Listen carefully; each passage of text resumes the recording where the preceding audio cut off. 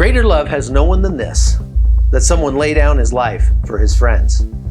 Today, folks, we're going to meet an American hero on this special edition of The Hot Zone. This is The Hot Zone.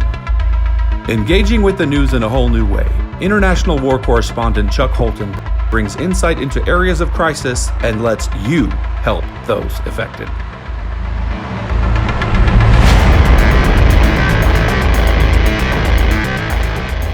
Hi, everyone. Mosul was once Iraq's second largest city, but when the operation to oust ISIS from that city began in 2015, nobody realized the Iraqi army would spend nearly a year fighting to retake the city. In that fight, the forces arrayed against ISIS, including the Peshmerga, Iraqi army, provisional military units, they all paid for every foot of ground with blood. In all, more than 1,200 friendly lives were lost, as well as more than 7,000 wounded. Estimates of the civilians who died in that battle are as high as 40,000, with tens of thousands more wounded. Well, there was very little medical aid available, even among the army units, and two Americans decided to do something about that. Today, we have the privilege of hearing from one of them, Derek Coleman, who's a former machinist from California. Tell me about your experience in Mosul, start to finish, and what you learned from it, first of all. Okay, so in 2015, late 2015, I flew to Iraq to volunteer with the Kurdish Peshmerga. I'm not former military, but I have firearms experience, medical training, just kind of a jack of all trades type of person, prepper, and wanted some adventure. So I lived in Iraq from that time all the way till middle of 2017. And in the middle of that, the operation for Mosul happened. So myself and Pete, who you met there in Mosul, we were training Peshmerga. The war was kind of slow for a while. It was kind of static trench warfare, basically, for about 6 or 7 months. And in that time, we just treated odd refugees, trained Peshmerga on basic medical, tried to do what we can. And then in October of 2016, the battle for Mosul basically started, and when we started following the Peshmerga in, treating as they got wounded, treated civilians as they liberated villages. Eventually, the Kurdish Peshmerga kind of captured all their territory, and that was kind of a transition for us because the Peshmerga were done fighting, so we decided to join up with the Iraqi army. And so in late November, we followed the Iraqi army into Mosul proper, is what we were calling it, and set up casualty collection points at kind of as close as we can get to the fighting without being, in direct fire.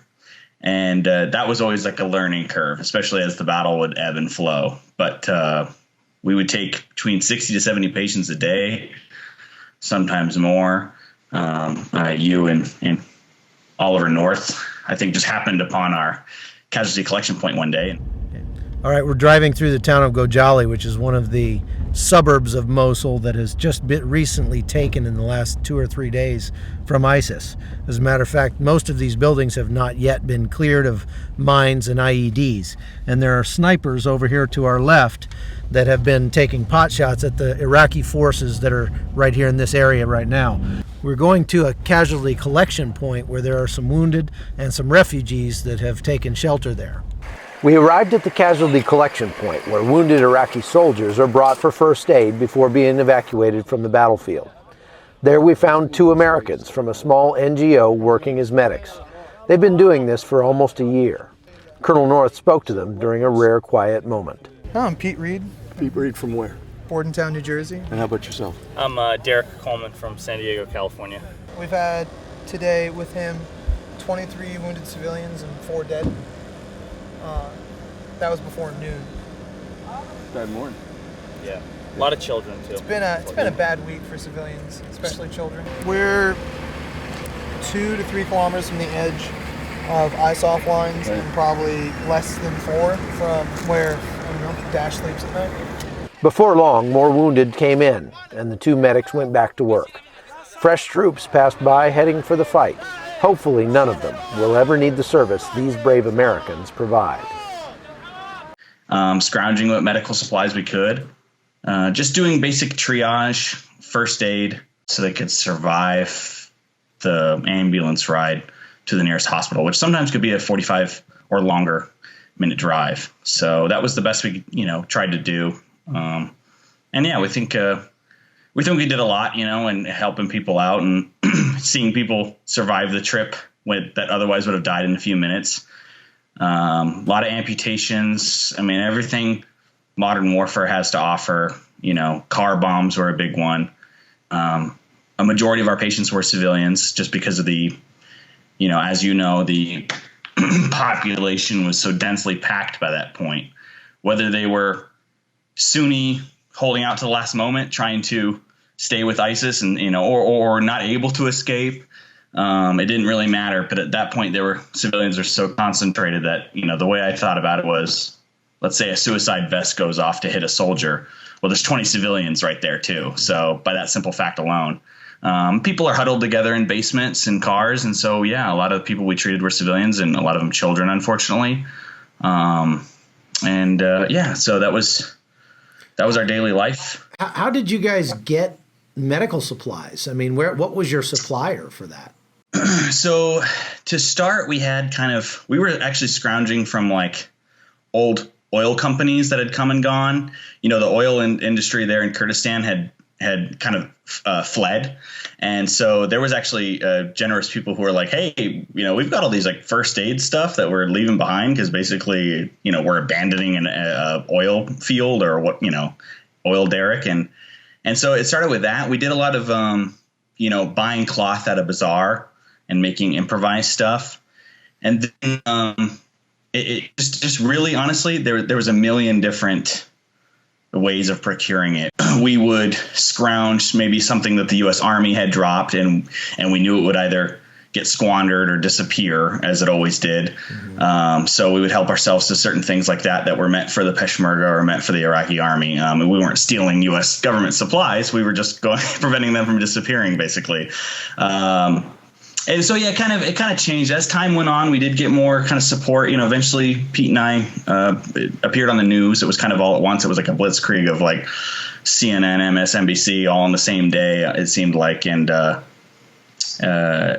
then we started to get donations and stuff like that. But we were always one day from running out. And so, how did you? I mean, you weren't being paid to do this, right? So how were you supporting yourselves? How were you eating and things like that?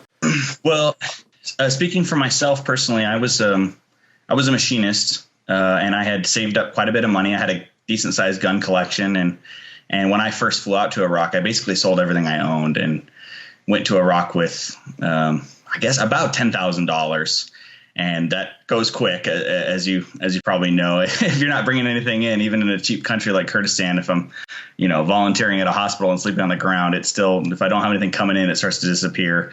Eventually, we partnered up with a Slovakian NGO, which was able to kind of keep us afloat with a monthly kind of stipend, I guess you could say, or a salary. As far as food and housing, I mean, we would just live with the military for free. So if it was the Kurdish Peshmerga, they would feed us 3 square meals a day when we could, and we would sleep with them. And then same with the Iraqi army. I mean, these guys, it didn't take long for us to become heroes to these guys because we were even their friends. Yeah, I was gonna ask they knew that. What was the reception you got when you first showed up and said, "Hi, we're here to help you," and they were like, "Yeah." It's funny because you kind of nailed it. That's exactly how it happened. It's just the way your impersonation right there. I mean, with the Peshmerga, it was more gradual. We had kind of, the war was slow, so we had done trainings with these guys. And I think, there was a whole smattering of volunteers that showed up, especially in Kurdistan. Mm-hmm. And I think they kind of gave a lot of volunteers a bad name because these guys, maybe were gung-ho about wanting to fight, or maybe they were former military and it was my way or the highway. And myself not being former military, Pete was a Marine, but we were able to kind of bend with the culture and figure out that, look, we got to be patient with these guys. We got to do things their way and then try to do what we can and teach them. So with the Peshmerga, we earned a good reputation.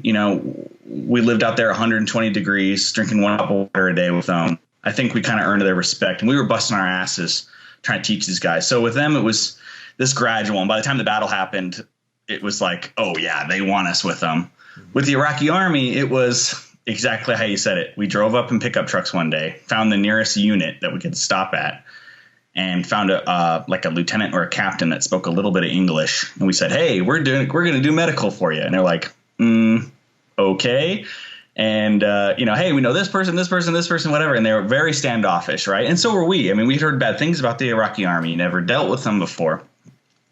And then I think the very first day we treated 60 to 70 patients. We started at 7 a.m, finished at midnight, and that was it. The Iraqi Army was sold on us. And I mean, it happens so quick, I mean, you can spend one day with someone in combat and you're like friends for life. Yeah. So that's all it took, was just that little awkward moment in the morning. And then the rest of it was history. So you treated hundreds, if not thousands of people in the time that you spent there. You saw a lot of mayhem, a lot of death and destruction. What was the hardest moment for you in the entire time? It's kind of unanimous with anybody who's done, I think, what we did is dealing with the children. Children have no choice in any of these things. A civilian adult is a lot of times maybe they, even if they're a victim of this war, like most of them are, of course, they made choices at least too. Maybe they lived in the city 2 years ago and they chose, but a child literally is just passive and has no control over anything. Mm-hmm. And that's tragic in and of itself, and then you throw them into a war. I mean, as far as a particular moment, there's, you kind of, emotion will catch up with you every once in a while, and then you kind of push it back down because you can't deal with it. You can't digest it right there in the moment. You've got 15 bleeding people. Two moments that kind of stick out with me that I think are both unique in their own way is a child that I ran to the back of a Humvee to, every time a Humvee or truck or whatever came up, I never knew what it was, right? There was no one telling me, hey, there's a double amputee coming this way, whatever. And I went to the back and there was a child in the back of a Humvee, and I picked him up and tried to carry him, like this, like you would carry a small person. And I didn't realize his legs were basically disconnected and only connected by skin. And so he actually kind of fell through one of my arms, and I had to kind of throw him on top of me in order to prevent him from falling on the ground. And I carried him in, and I was just covered in head to toe from his blood, just because I wasn't really expecting the injury he had. And we treated him. He tourniquet, everything you could, but of course he was kind of already gone at that point. And anyone who's worked in medical, they'll probably tell you the same. With children, it's like they're active, and then they just drop. Where an adult, you kind of see them slowly fading away. The other thing that kind of sticks out for me is I was actually alone at one point because Pete had gone to treat somebody at a different location, and we ended up getting 8 or 9 people at the same time. And